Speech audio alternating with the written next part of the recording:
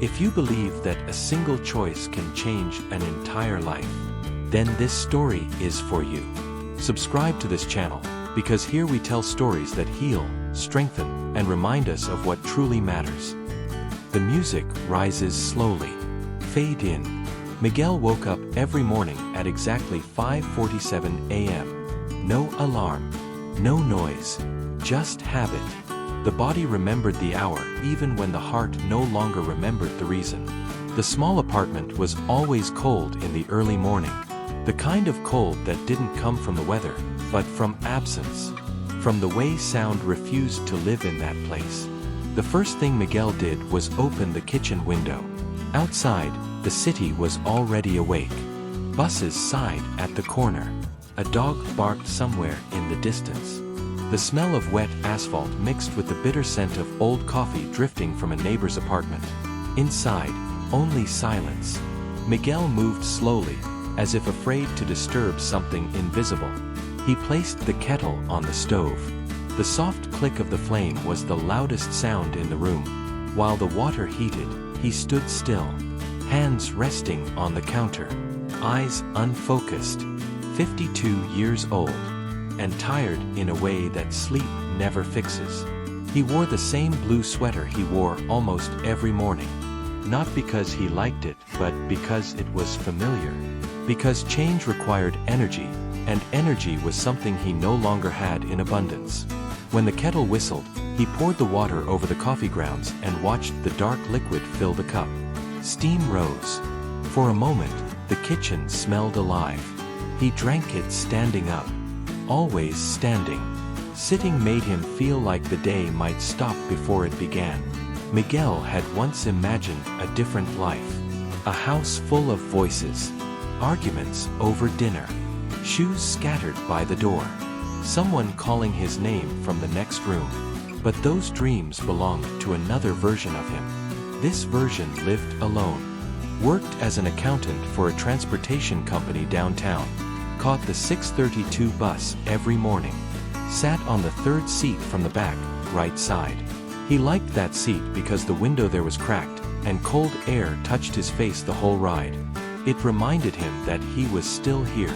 At 6:18, he grabbed his coat and keys. Before leaving, he paused at the doorway. He always did. There was a photo frame on the shelf beside the door. Miguel and Clara. Sunlight on her hair. Her head resting against his shoulder.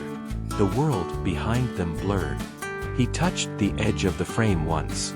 Not every morning. But on the mornings when the weight inside his chest felt heavier than usual. This was one of those mornings. Outside, the hallway smelled of cleaning soap and old paint. Mrs. Delgado from apartment 3B was watering her plants near the stairs. "Good morning," she said. "Morning," Miguel answered. She smiled. He nodded. That was all. Human contact, measured in seconds. The city swallowed him the moment he stepped outside. Engines. Footsteps. Voices that didn't belong to him. He walked with his hands in his pockets, shoulders slightly curved, as if he were protecting something fragile inside his chest. The bus arrived exactly on time. Miguel took his seat. As the vehicle moved, he looked out the window, but he wasn't really looking at the city. He was looking at a kitchen filled with sunlight and the sound of laughter. At Clara standing by the stove, humming off-key. At the table where they used to argue about nothing and everything. At the life he once had. And the life that quietly ended the day she did. The bus continued forward. So did Miguel.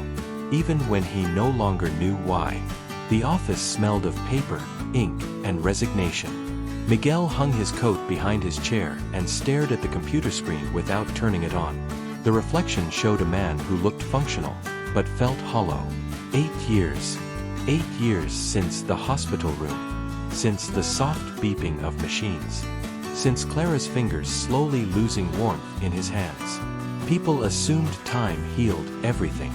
Time only taught Miguel how to carry the wound without screaming.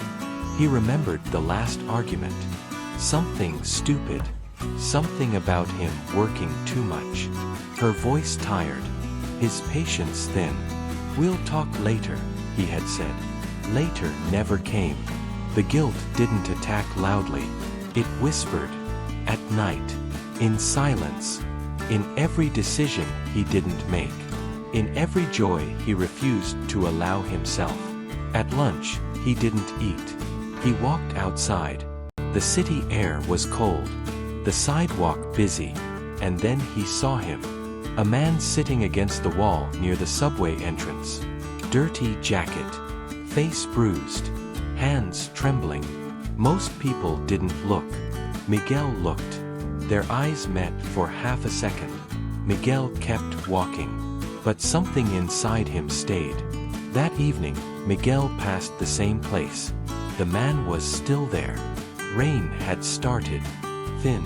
Cold. The man's lips were pale. Miguel stopped. He reached into his backpack and handed him a bottle of water. The man drank as if it were life itself. "Thank you. I haven't been seen in days." Miguel swallowed. "What's your name?" "Daniel." That single word changed everything. Miguel began returning to the same corner every evening. At first with food. Then with warm tea. Later with a clean blanket he had taken from his own bed. Daniel never asked for anything. He accepted each gesture with a quiet gratitude that made Miguel's chest tighten. They talked. About the fire. About the smell of smoke that never really leaves your memory. About waking up one day and realizing there was no one left to call. Miguel listened. But inside, a storm was forming. A voice kept repeating, "This is not your responsibility. You don't even know this man. You are risking everything." The fear was real.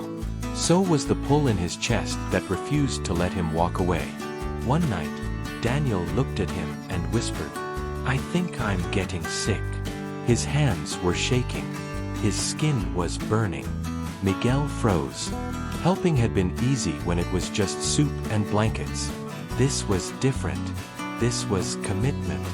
Miguel stood there, heart pounding, knowing the life he had carefully built around silence and safety was about to collapse. And he did nothing to stop it.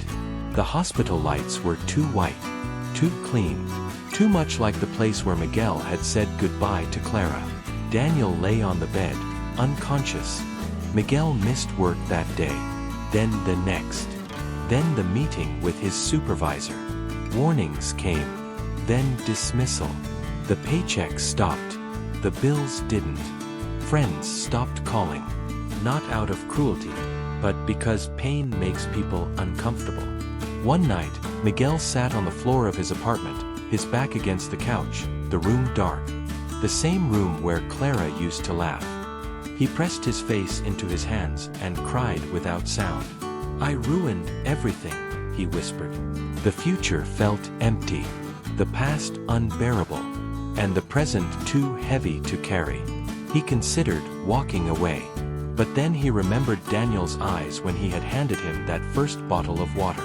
And he stayed. Days passed. Miguel took Daniel home after the hospital. They spoke little at first. But something inside Miguel began to shift. For the first time in years, his mind was no longer trapped in yesterday. It was here, now. One evening, Daniel said softly, "I would be dead if you hadn't stopped that night." Miguel looked at him, and something broke open inside his chest. He understood that grief had taught him how to survive, but compassion was teaching him how to live. Maybe losing Clara had not been the end. Maybe it had been the beginning of a different kind of life. A life that still had room for meaning. Miguel made a decision. He sold the apartment, the one filled with memories, the one he had been using as a shelter from life. He rented a small house on the edge of the city, took Daniel with him. They struggled. They learned how to cook badly. They argued about money and laughed about nothing. Miguel worked temporary jobs, was tired, was scared, but for the first time in years, he felt awake. Not surviving, living. Months passed. Daniel healed, found work, started therapy. Miguel opened a tiny cafe. He called it Second Chance. The smell of coffee filled the room. Music played softly. People began to gather. The cafe became more than a business. It became a home. They were not perfect. They still carried scars. But now they carried hope too. One quiet afternoon, Miguel stood behind the counter and watched the room. People talking, laughing, living. Daniel approached. "Thank you for not giving up on me." Miguel's eyes filled with tears. "Thank you for teaching me how to live again." Miguel finally understood. When he gave up everything for a stranger, he saved 2 lives and found his own. If this story touched your heart, maybe it can touch someone you love. Subscribe for more stories that remind us it's never too late to begin again. Tell us what you felt in the comments.